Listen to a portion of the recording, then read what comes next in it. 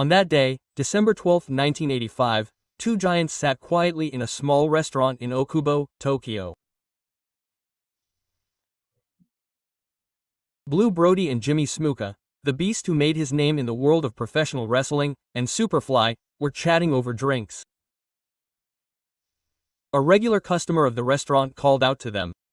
Brody slowly shook his head, wondering if they were going to All Japan.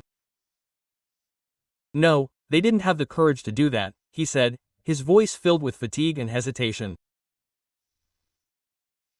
They were supposed to be playing in Sendai that day. They were scheduled to clash with the team of Tatsu Fujinami and Kimura in the New Japan Pro Wrestling IWGP Tackle League Championship match. But the wheels of fate came in an unexpected turn. At Ueno Station, Brody and referee Mr. Takahashi began to rain heavily. The reason was unclear, but Brody was irritated. In the end, the two did not board the Shinkansen. Instead of going to Sendai, they returned to their lodgings at the Shinjuku Keio Plaza Hotel. But they did not stay there for long. After checking out, he took a taxi to the Century Hyatt Hotel, now the Hyatt Regency Tokyo. That night, he and Snuka had a quiet drink at their favorite bar. Dissatisfaction with the matchmaking, anger at the way they were treated, and the injustice lurking behind the world of Flores weighed heavily on the two men's hearts. In March of that year, Brody had transferred from All Japan Pro Wrestling to New Japan Pro Wrestling. His decision to leave the All Japan Pro Wrestling ring shocked the All Japan Pro Wrestling community at the time. Brody knew all too well that Baba would never welcome back someone he had once given up on. But fate is ironic. He would return to the New Japan Pro Wrestling ring from which he had been expelled. In August 1986, after a fight in Hawaii, Brody set foot on Japanese soil again. On September 16, his match against Antonio Inoki at Osaka Castle Hall ended in a 60-minute full-time draw. The enthusiastic cheers of the crowd that enveloped the venue made Brody a legend once again that night. And in November, it was decided that he would participate in the Tackle League tournament for the Japan Cup. His partner will once again be Snuka. His first match will be at the Niigata event on the 21st, but the shadow of unrest is once again looming. At the same time, a special singles match with Akira Maeda was announced. Before he was called the new Fighting King of New Japan, the clash of the Super Beast Brody had fans going crazy, but everyone involved in professional wrestling sensed an uneasy atmosphere. That match between Maeda and Andre the Giant in Mitsusuzu in April 1986 is known as a match that exuded a dangerous scent even in the history of professional wrestling. Everyone had a feeling that something similar would happen this time. And that feeling was about to become a reality. 2 days before the match, Brody unilaterally cancelled.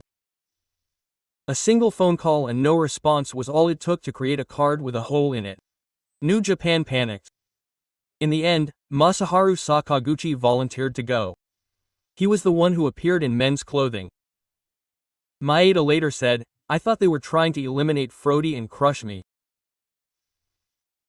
There was more calm insight in his voice than anger. Professional wrestlers are private businesses. If he got injured in the match, it was over. If someone from New Japan had said, "Please crush Maeda," even Brody wouldn't have been able to trust him.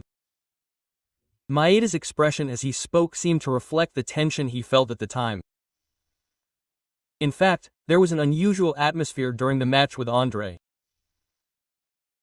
Before the match, Mr. Takahashi told Maeda, "I can't referee today," and Andre's best friend, Mr. French, stepped in instead.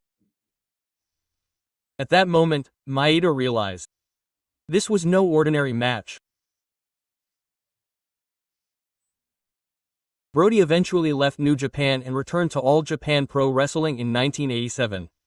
There must have been some conflict in his decision to leave again. His return was dramatic. On March 27, 1988, at the Nippon Budokan, he defeated Tsuruta and dashed to the Inter Heavyweight Championship. After the match, Brody and Baba hugged each other with smiles on their faces. He didn't look like a heel. There was genuine joy in the audience's arms as they embraced him.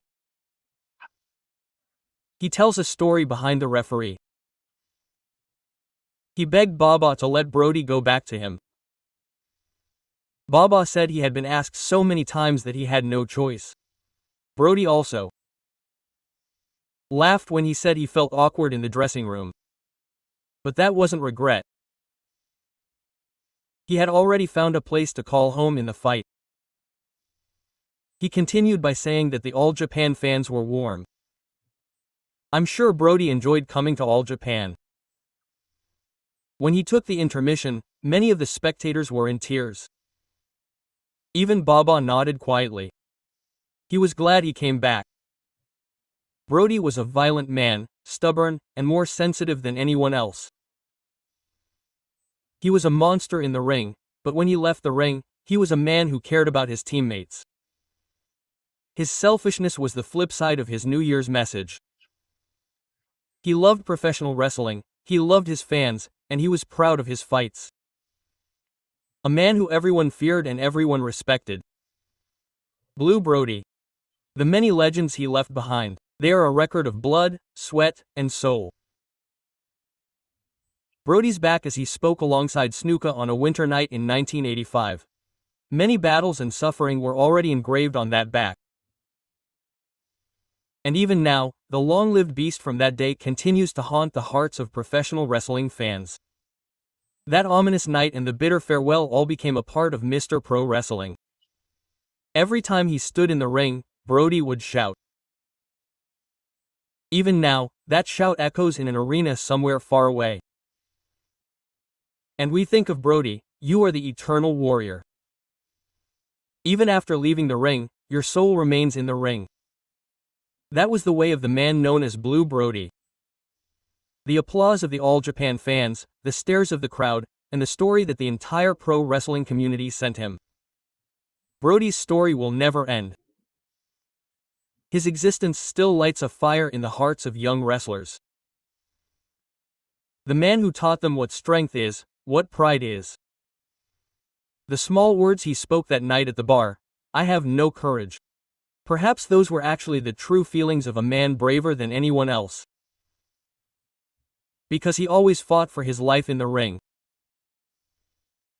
The voices calling his name still echo in the wind. The soul of the super beast, Blue Brody, will burn forever.